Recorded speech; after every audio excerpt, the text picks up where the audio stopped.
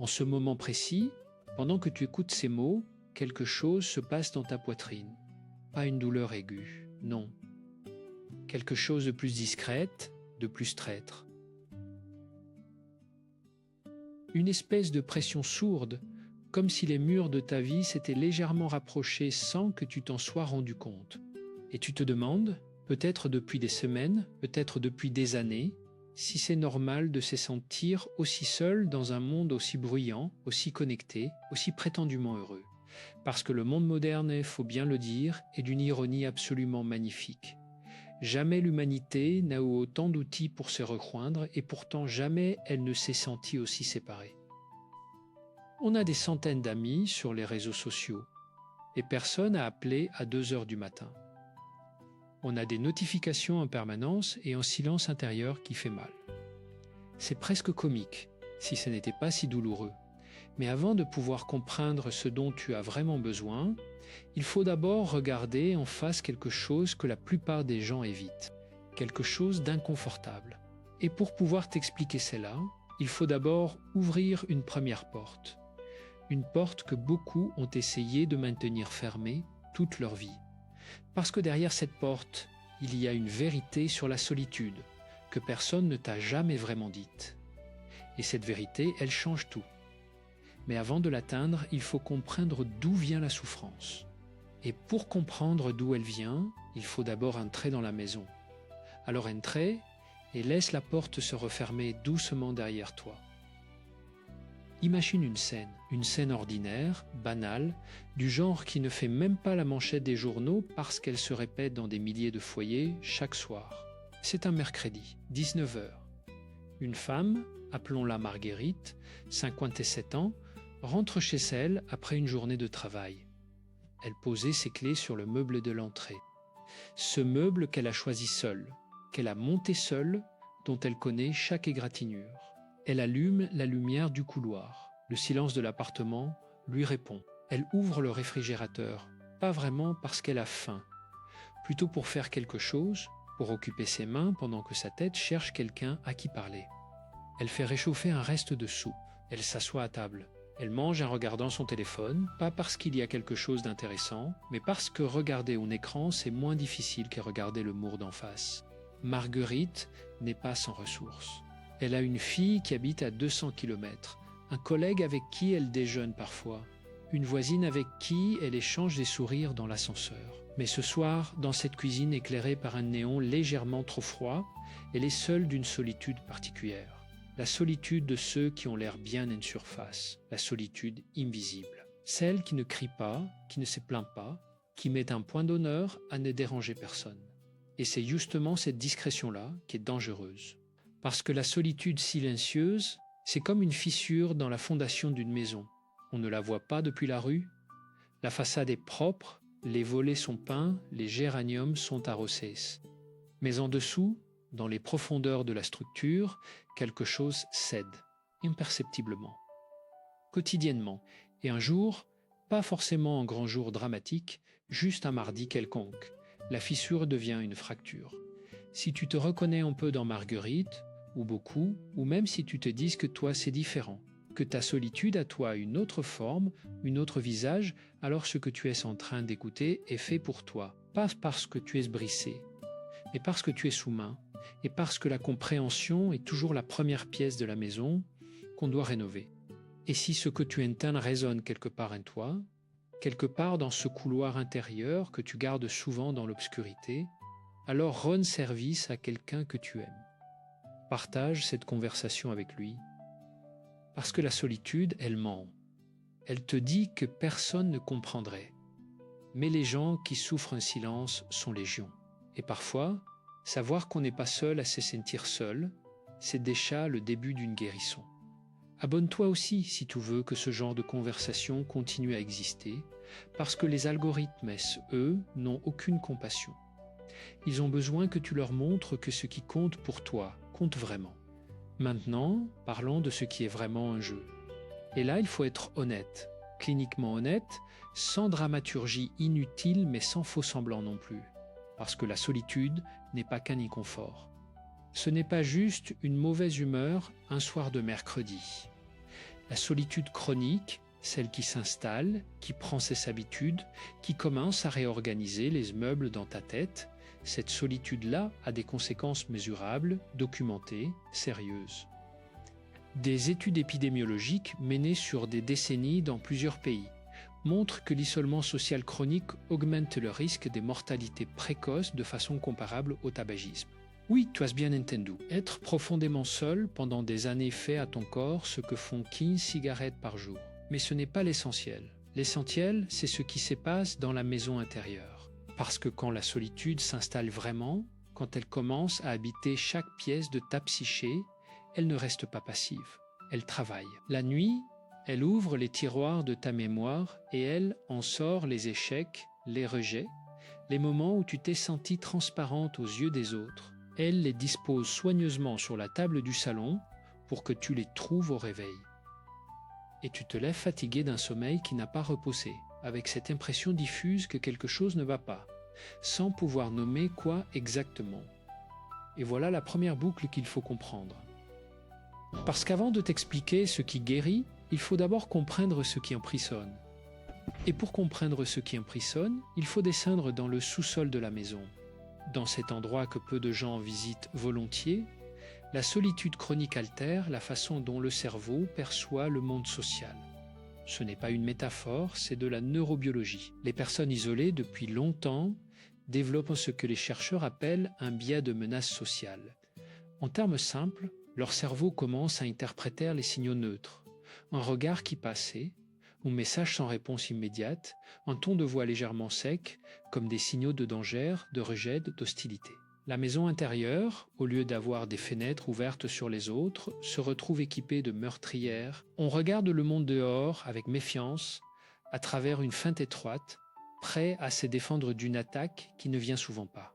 Et c'est là que le piège se referme, parce que ce biais de menace pousse à se retirer encore davantage, à décliner les invitations, à répondre par monosyllabes, à ne plus prendre d'initiative. Et les gens autour qui ne comprennent pas ce mécanisme, qui ne voient que la surface, interprètent ce retrait comme de l'indifférence, de la froideur, du désintérêt.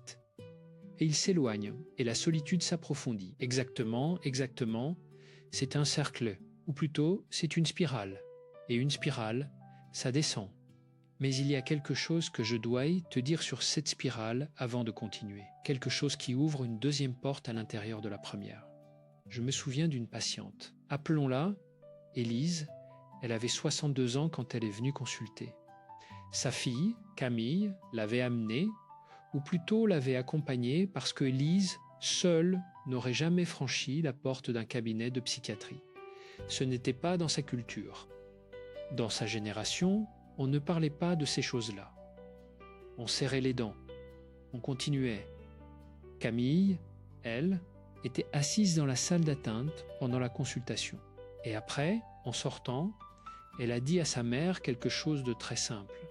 Elle lui a dit « Maman, tu n'es plus là même quand tu es là ». 5 mots, ou plutôt 10 mots. Mais chacun pesait lourd comme une pierre. Parce que Camille avait nommé quelque chose de précis. Sa mère était physiquement présente aux repas de famille, aux anniversaires, aux fêtes de fin d'année. Mais elle était absente d'une façon plus profonde. Elle avait commencé à habiter le reste des chaussées de sa propre maison intérieure, les pièces fonctionnelles, la cuisine, le couloir, les gestes du quotidien, et elle avait condamné les étages, fermé les volets, mise des valises devant les portes intérieures, et Camille souffrait de cette absence sans savoir comment la nommer. Elle culpabilisait de ne pas en faire assez, tout en sentant confusément que le problème n'était pas une question de faire, c'était une question d'être. Et ça, c'est le visage de la solitude que personne ne montre jamais dans les campagnes de sensibilisation. La solitude ne fait pas souffrir seulement celui qui l'habite. Elle fait souffrir aussi ceux qui les mènent. Parce que regarder quelqu'un qu'on a même se fermer progressivement comme une maison qu'on borde up avant un ouragan. C'est une forme de deuil particulièrement cruelle. On ne pleure pas quelqu'un de mort. On pleure quelqu'un de vivant qui s'éteint. Et ce deuil-là, il n'a pas de rituel, pas de cérémonie, pas de reconnaissance sociale. Camille ne pouvait pas dire à ses amis « Je suis en deuil de ma mère ». Parce que sa mère était là, à table, à côté d'elle, à se resservir de la salade. Et maintenant, avant de résoudre ce que Camille vivait, et avant de revenir à ce que Racine et Lise dans cet appartement, où les pièces du haut sont condamnées, il faut ouvrir une troisième porte. Parce qu'il y a quelque chose dans le sous-sol de tout ça, quelque chose que la plupart des approches thérapeutiques mettent du temps à atteindre et qui est pourtant la clé de tout. La solitude n'est pas l'ennemi. Voilà la troisième porte. Voilà ce qui est caché dans la pièce la plus profonde de la maison. La solitude, dans sa forme saine, dans sa forme choisie, est l'un des espaces les plus fertiles de l'existence humaine. Les grands de tradition spirituelle le savent, les psys le savent, les artistes le savent, eux qui passent des heures seuls avec une toile ou une page blanche et en reviennent transformés. La solitude saine est une pièce lumineuse au sommet de la maison, avec une grande fenêtre qui donne sur le monde. On y entre seul, oui, mais on en ressort plus entier, plus ancré, plus capable d'être avec les autres. Le problème, c'est quand la solitude n'est plus choisie, quand elle n'est plus une pièce qu'on visite, quand elle devient la seule pièce qu'on habite, quand les autres pièces, celles du lien, de l'échange, de l'amour, du partage, sont fermées, condamnées, oubliées.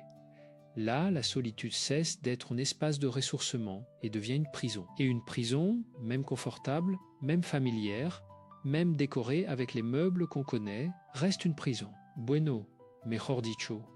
Voici la question qui change tout. Est-ce que ta solitude est une pièce que tu visites ou est-ce une maison entière dans laquelle tu es enfermé? Et si tu hésites à répondre, si la question te met légèrement mal à l'aise, c'est peut-être parce que tu connais déjà la réponse. Et c'est bien. Parce que l'inconfort de la reconnaissance est toujours le premier pas vers la sortie. Mais restons encore un moment dans ce sous-sol. Parce qu'il faut comprendre comment on y arrive dans ce sous-sol. Comment des gens intelligents, sensibles et capables se retrouvent un beau matin à ne plus savoir comment frapper à la porte des autres. Comment des personnes qui ont aimé, qui ont ri, qui ont eu des amis et des projets et des rêves, se retrouvent à regarder le monde depuis derrière une vitre froide. Il n'y a jamais un seul événement. C'est ce que la clinique enseigne, patiemment, cas après cas, décennie après décennie. Il y a toujours une accumulation. Un deuil non fait, une trahison non digérée. Une humiliation gardée trop longtemps dans un tiroir fermé à clé, une relation qui a mal fini et dont on n'a jamais vraiment parlé. Des couches et des couches de petites douleurs non traitées qui s'accumulent dans le sous-sol jusqu'à ce que le poids devienne trop lourd et que le plancher du rez-de-chaussée commence à craquer. Et la vie moderne est, avec son rythme absurde, avec son culte de la performance et de la positivité obligatoire, n'aide pas. On vit dans une époque qui a horreur du vide. Qui a horreur du silence? Qui a horreur de la lenteur? Si tu n'es pas productif, si tu n'es pas visible, si tu n'es pas en train de te dépasser, de t'optimiser, de rayonner sur les réseaux sociaux, tu n'existes pas vraiment.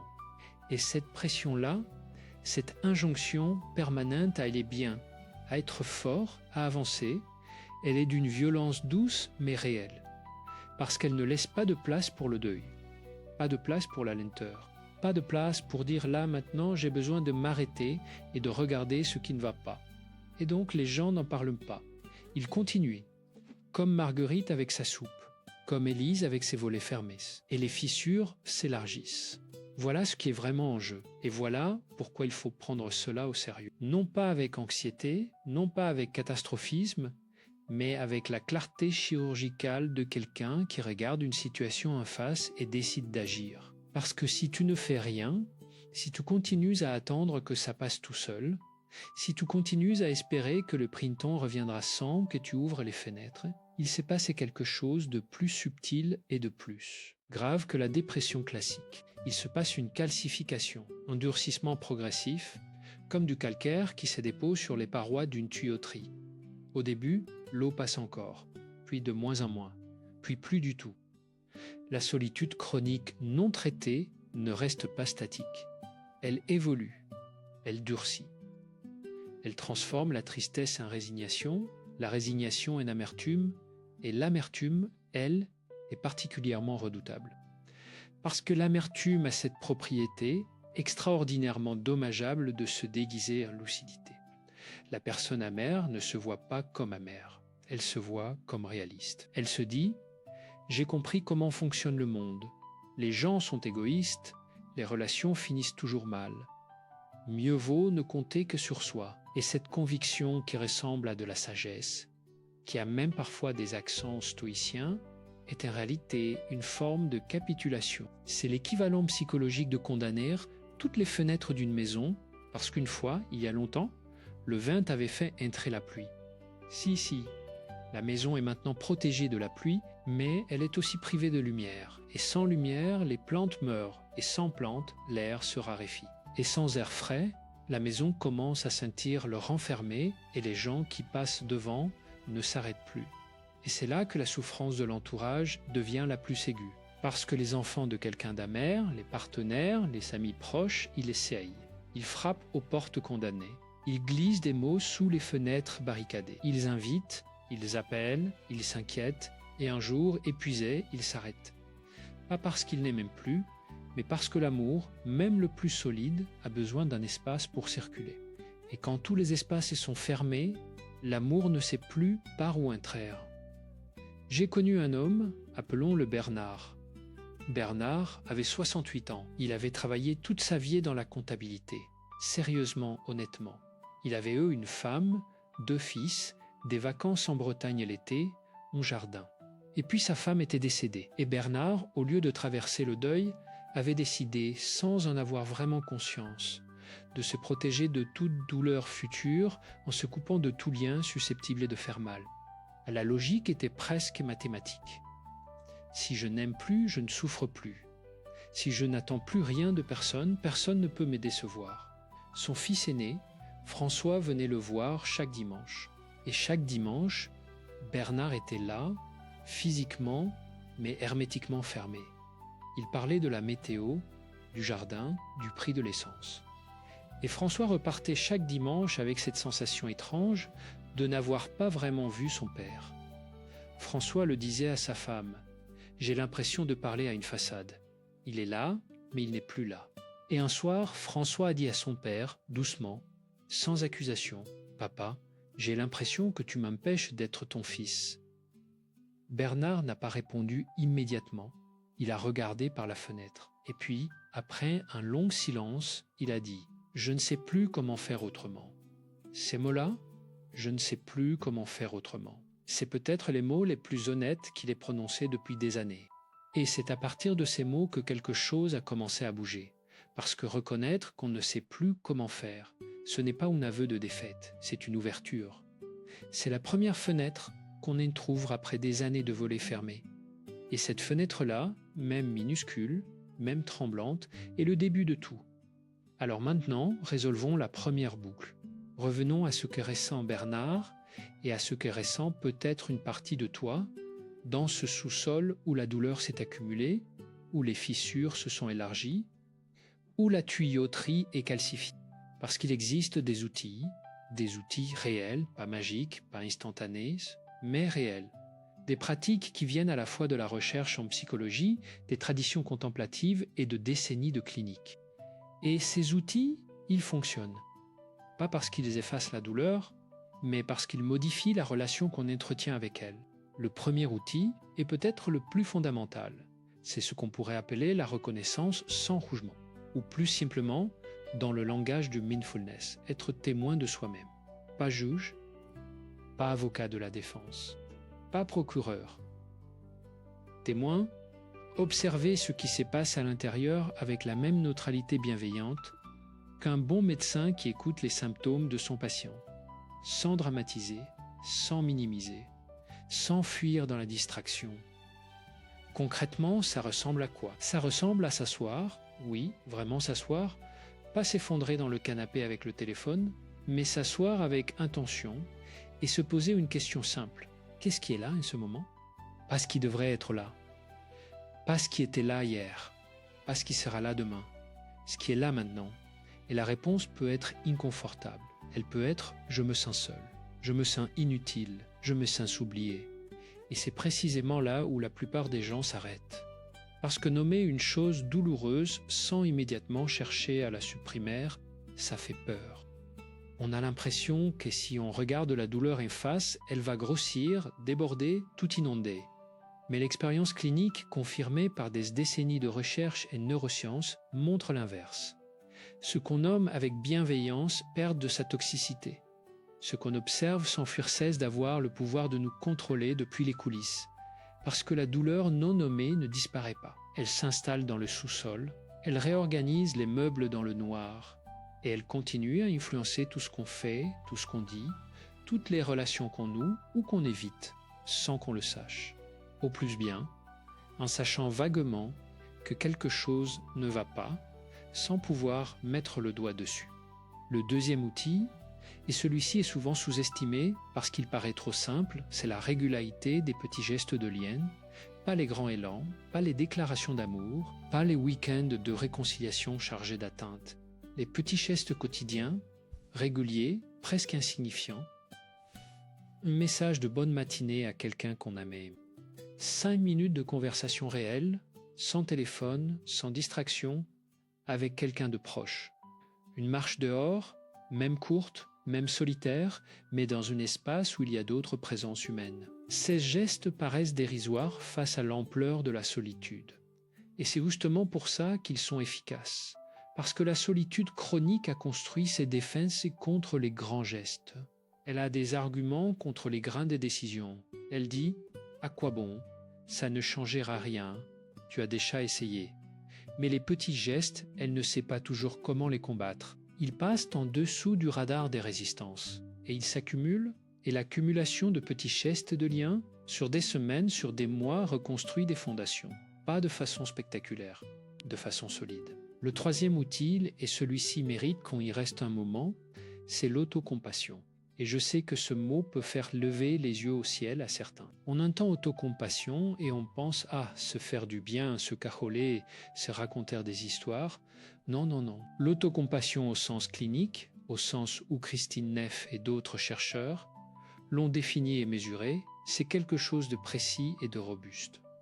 C'est traiter sa propre souffrance avec la même humanité qu'on offrirait à un ami en difficulté. Rien de plus. Rien de moins. Si ton meilleur ami venait te voir en te disant qu'il se sent seul, inutile, oublié, que lui dirais-tu ?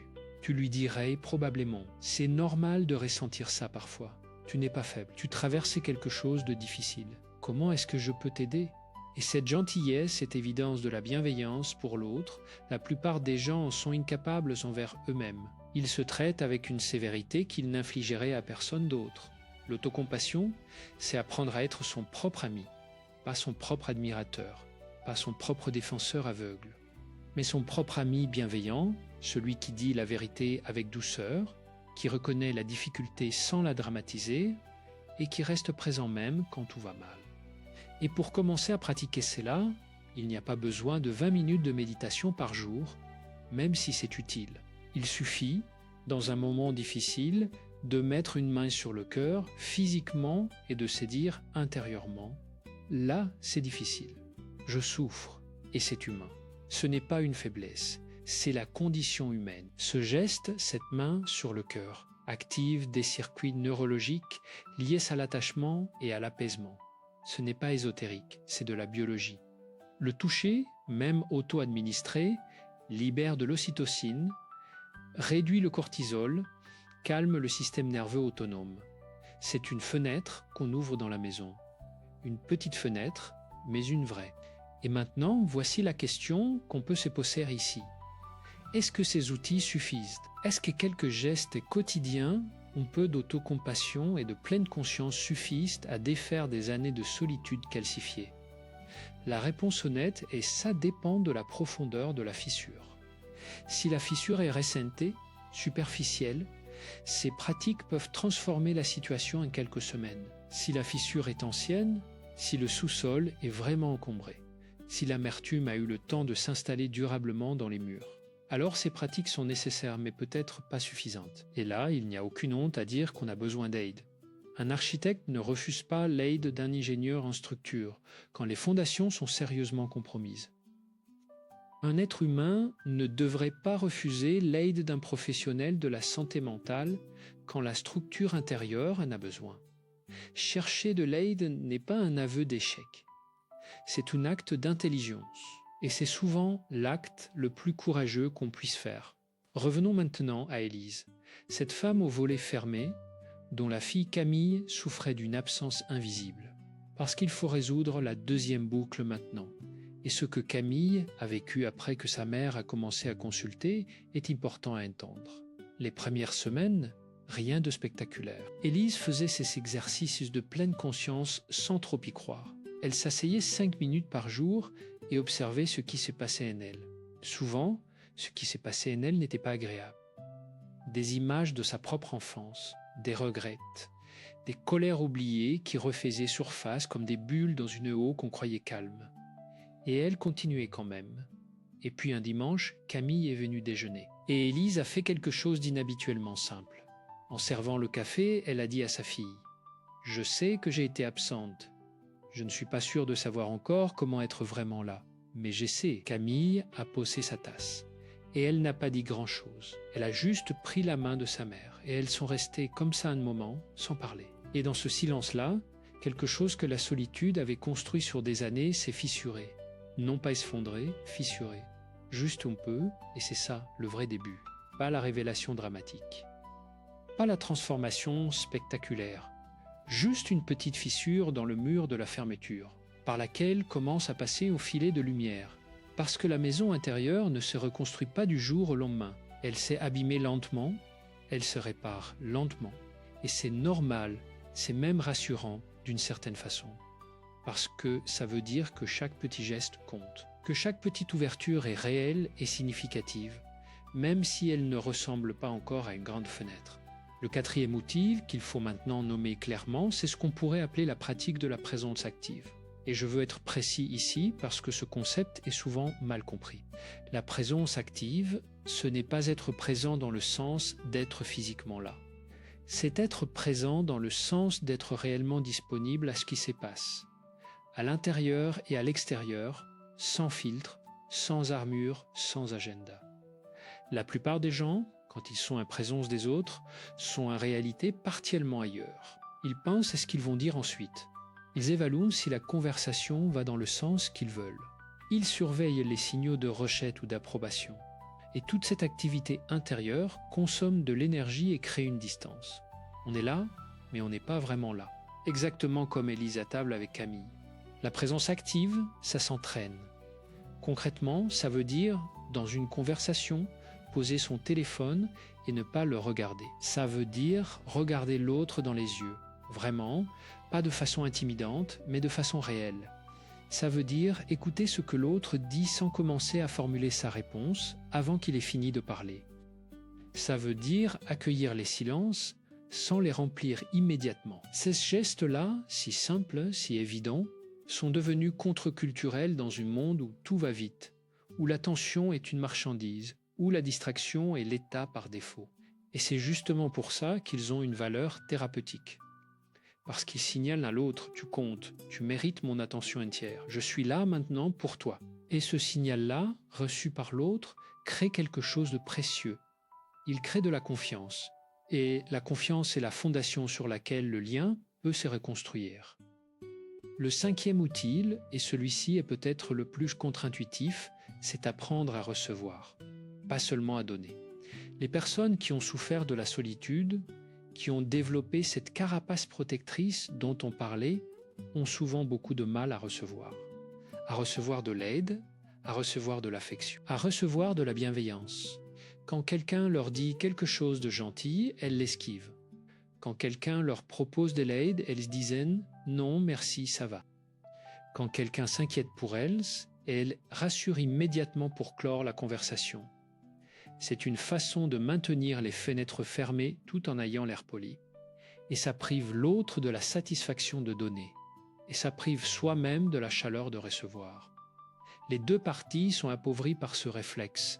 Apprendre à recevoir, ça commence par des choses très simples. Accepter un compliment sans le minimiser.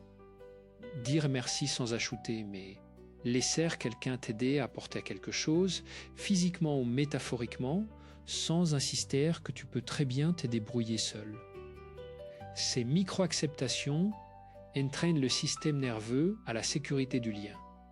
Elles disent au cerveau, les autres ne sont pas seulement des sources de danger, ils peuvent aussi être des sources de chaleur. Et petit à petit, les meurtrières se transforment en fenêtres.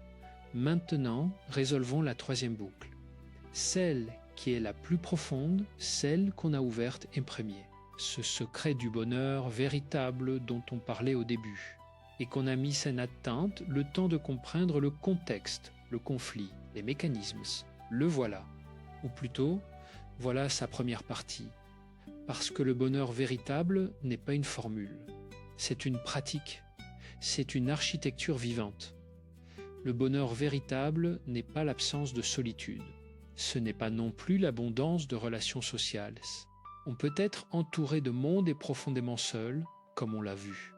Et on peut être souvent seul, dans le sens d'être physiquement seul et se sentir pleinement vivant, pleinement relié, pleinement en paix. Le bonheur véritable, dans sa dimension la plus robuste, celle que les recherches en psychologie positive et les traditions contemplatives convergent pour identifier, c'est un sentiment profond de connexion. Connexion avec soi-même, avec les autres, avec quelque chose de plus grand que soi, que ce soit la nature, l'art, la spiritualité, ou simplement le fait d'appartenir à l'humanité. Et cette connexion-là, elle commence toujours par l'intérieur. On ne peut pas se connecter authentiquement à l'autre si on ne sait pas qui on est. On ne peut pas offrir sa présence si on ne sait pas habiter sa propre maison. Et c'est là toute la beauté du paradoxe. Pour ne plus avoir besoin des autres de façon anxieuse et dépendante, il faut d'abord apprendre à être avec soi-même. Et quand on sait être avec soi-même, la solitude change de nature. Elle cesse d'être une prison et devient une ressource. Et c'est depuis cette ressource-là, depuis cette pièce lumineuse au sommet de la maison intérieure, qu'on peut aller vers les autres librement, sans desperation, sans peur du rejet, sans attente si possible. Parce que la différence entre quelqu'un qui souffre de la solitude et quelqu'un qui sait être seul, c'est cela. Le premier a peur d'être avec lui-même et fuit dans le bruit ou se recroqueville dans l'isolement. Le second sait trouver, dans sa propre compagnie, une forme de paix. Et depuis cette paix, il va vers les autres non pas pour combler un vide, mais pour partager une plénitude. Et combler un vide, les autres le sentent. Ça crée une pression, une attente, un poids. Partager une plénitude, les autres le sentent aussi. Et ça attire. Ça crée de l'espace pour la vraie rencontre. Voici un sixième outil, peut-être le plus poétique mais pas le moins efficace. Cultiver ce que l'on pourrait appeler les petites beautés du quotidien. Les chercheurs en psychologie positive l'appellent la pratique de la saveur. Savourer, c'est-à-dire porter son attention sur ce qui est beau, bon, doux, agréable dans la vie ordinaire, non pas de façon naïve ou déniante, non pas en faisant semblant que tout va bien quand tout ne va pas, mais en développant la capacité à percevoir et à apprécier les moments de grâce qui existaient même dans les journées difficiles. La lumière du matin sur un mur blanc, le goût du premier café, la sensation de l'eau chaude sous la douche, le son de la pluie sur une fenêtre. Ces moments-là existent pour tout le monde. Mais la solitude chronique, avec son biais de menace, rend le cerveau imperméable à ces petites douceurs. On ne les voit plus, on ne les ressent plus. La maison intérieure est tellement occupée à surveiller les dangers qu'elle a oublié de regarder le jardin. La pratique de la saveur, c'est réapprendre à regarder le jardin. 5 minutes par jour. Une chose belle ou bonne par jour, qu'on s'arrête à contempler vraiment, à ressentir dans le corps, pas seulement à noter intellectuellement. Cette pratique, répétée régulièrement, modifie la neuroplasticité. Elle entraîne le cerveau à percevoir le positif avec autant d'acuité qu'il perçoit le négatif. Et progressivement, la maison intérieure se remplit d'une lumière plus douce. Et maintenant, une question que tu t'es posée peut-être, ou plutôt que tu aurais peut-être dû te poser depuis le début. Est-ce que tout cela est vraiment accessible? Est-ce que ces pratiques, cette architecture intérieure, ce chemin vers la connexion et le bonheur, est-ce que c'est réservé à des gens qui ont du temps, des ressources, un thérapeute attitré et un abonnement à une application de méditation? Non. Non, non, non. Et c'est important de le dire clairement. Ces pratiques sont accessibles précisément parce qu'elles ne demandent pas de grands moyens. Elles demandent de l'attention. et l'attention on l'a tous. Elle est juste souvent mal dirigée. 5 minutes par matin avant de regarder son téléphone, pour observer ce qui s'est passé en soi. Un geste des liens par jour, même minuscule. Une main sur le cœur dans un moment difficile, un moment de saveur, une chose belle qu'on s'arrête à contempler vraiment. Ce sont des gestes à la portée de n'importe qui, dans n'importe quelle condition de vie. Et la régularité prime sur l'intensité. 5 minutes chaque jour vaut infiniment mieux qu'une heure tous les 15 jours. C'est la même logique que pour l'entretien d'une maison. Un peu d'attention régulière maintient la structure en bon état. L'abandon prolongé, même d'une belle maison, mène à la décrépitude. Et la rénovation est toujours possible, mais elle demande plus de travail qu'un entretien régulier. Bernard, l'homme aux fenêtres condamné, le père de François, a fini par ouvrir une fenêtre. Pas toute, une, il a recommencé à faire ce qu'il aimait avant le deuil, avant la fermeture. Il aimait la photographie, il a ressorti son appareil photo. Il a commencé à sortir le dimanche matin, seul d'abord, pour photographier des détails de la ville. Une façade, une flaque d'eau qui reflète le ciel, une vieille porte en bois rongée par le temps. Et dans cet acte, dans cette attention portée à la beauté du monde, quelque chose s'est rouvert, quelque chose de très lent, de très doux, mais de réel. Et en dimanche, il a montré ses photos à François. Et François, qui avait attendu des années de retrouver son père, a regardé ces images avec une émotion qu'il n'avait pas anticipée. Parce que dans ces photos, il voyait enfin quelque chose de vrai. Un regard, une sensibilité. La preuve que son père était encore là, quelque part derrière les murs. Et Bernard a dit, en regardant les photos avec lui, « Je commence à voir à nouveau. » 4 mots, je commence à voir. C'est tout. Mais c'est immense, c'est une fenêtre ouverte. Et voilà ce que la guérison ressemble vraiment. Pas à une révélation soudaine, pas à une transformation du jour au lendemain, à une série de petites ouvertures, des fenêtres qui s'en trouvent une à une, de la lumière qui entre peu à peu dans des pièces longtemps obscures, des plantes qui recommencent à pousser là où il y a de la lumière. Et progressivement, la maison intérieure retrouve sa chaleur, son habitabilité, sa capacité à accueillir les autres et à les laisser entrer. Et les autres, eux aussi, ressentent ce changement. François le sentait chaque dimanche en repartant un peu moins vide qu'avant. Camille le sentait en voyant sa mère commencer à exprimer ce qu'elle ressentait, maladroitement parfois, avec beaucoup de réserve encore, mais sincèrement. Et cette sincérité-là, même imparfaite, même tremblante, est ce qui reconstruit les ponts. Parce que les liens humains ne demandent pas la perfection, ils demandent la présence. Et la présence, même imparfaite, même intermittente, même avec des hésitations et des maladresses, vaut infiniment plus que l'absence polie. Alors voilà ce qu'est la clinique, la philosophie, les neurosciences et décennies d'observation de la souffrance humaine convergent pour dire « Tu n'as pas besoin de tout réparer, tu n'as pas besoin d'être complètement guéri avant de te permettre de te connecter. Tu n'as pas besoin d'avoir résolu tous tes problèmes avant de frapper à la porte de quelqu'un. Tu as besoin d'ouvrir une fenêtre, une seule, la première, et de laisser entrer un peu d'air frais. Et si la solitude t'a convaincu que tu n'en es pas capable, que tu as trop attendu, que c'est trop tard, que tu es trop abîmé, que les autres ne comprennent rien pas, alors sache que cette conviction-là est le symptôme, pas la réalité. La solitude ment, elle ment avec une cohérence et une conviction impressionnantes. Mais c'est un mensonge.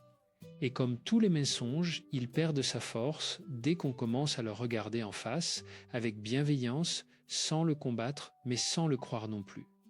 Tu es capable d'ouvrir une fenêtre, même maintenant, même aujourd'hui, même après tout ce temps. Parce que la capacité à se connecter, à ressentir, à être présent, à aimer et à être aimé est une capacité fondamentalement humaine. Elle peut être enfouie sous des années de protection, de fermeture, de douleurs non traitées. Mais elle est là, elle attend, comme une graine sous la neige. Et la neige fond toujours si on lui en donne la chance. Le 7e outil, et ce sera peut-être celui qui surprend le plus, c'est la gratitude. Pas la gratitude de façade, pas la gratitude performative des listes de choses pour lesquelles on est reconnaissant qu'on écrit machinalement dans un journal parce qu'on a lu quelque part que c'était bon pour le moral. La gratitude réelle, profonde, qui commence par reconnaître que malgré tout, malgré la douleur, malgré la solitude, malgré les erreurs et les pertes et les déceptions, il y a eu de la vie. Il y a eu des moments, il y a eu des beautés, il y a eu des personnes. Et cette reconnaissance-là, quand elle est sincère, quand elle est ressentie dans le corps et pas seulement pincée dans la tête, a un effet neurologique mesurable. Elle réduit l'activité de l'amygdale, ce centre de l'alarme dans le cerveau. Elle augmente la connectivité entre les cortex préfrontal et les circuits de récompense. En termes simples, elle calme la peur et elle augmente la capacité à percevoir ce qui est bon. Et la gratitude, pratiquée régulièrement, change progressivement le cadre depuis lequel on perçoit sa vie. On passe d'un cadre de manque à un cadre d'abondance. Non pas parce que les circonstances ont changé, mais parce que la façon de les percevoir a changé. Et dans un cadre d'abondance, même relative, même fragile, on est beaucoup moins seul, parce qu'on voit ce qui est là, pas seulement ce qui manque. Et voici la dernière chose, la plus importante de tout ce qu'on a dit. La plus simple aussi, paradoxalement. Le bonheur véritable dont parle le titre, celui qui fait que tu n'as plus besoin de personne de façon anxieuse et désespérée, ce bonheur-là ne vient pas de l'extérieur. Il ne vient pas des relations, même si les relations nourrissent. Il ne vient pas des succès, même si les succès réjouissent. Il ne vient pas des conditions de vie, même si les conditions de vie influencent. Il vient de la relation que tu entretiens avec toi-même, avec ta propre présence, avec ta propre vie intérieure. Et cette relation-là, elle se construit, brique par brique, fenêtre par fenêtre, geste par geste, jour après jour, sans perfection, sans garantie de résultat immédiat, avec patience, avec bienveillance, avec cette forme particulière de courage, qui n'est pas le courage héroïque des grandes batailles, mais le courage ordinaire de continuer à s'ouvrir même quand on a peur de souffrir. Encore. Et quand tu habites vraiment ta maison intérieure, quand tu as appris à en connaître toutes les pièces, y compris les moins confortables, quand tu peux t'y asseoir en paix même dans le silence, alors quelque chose de remarquable se produit.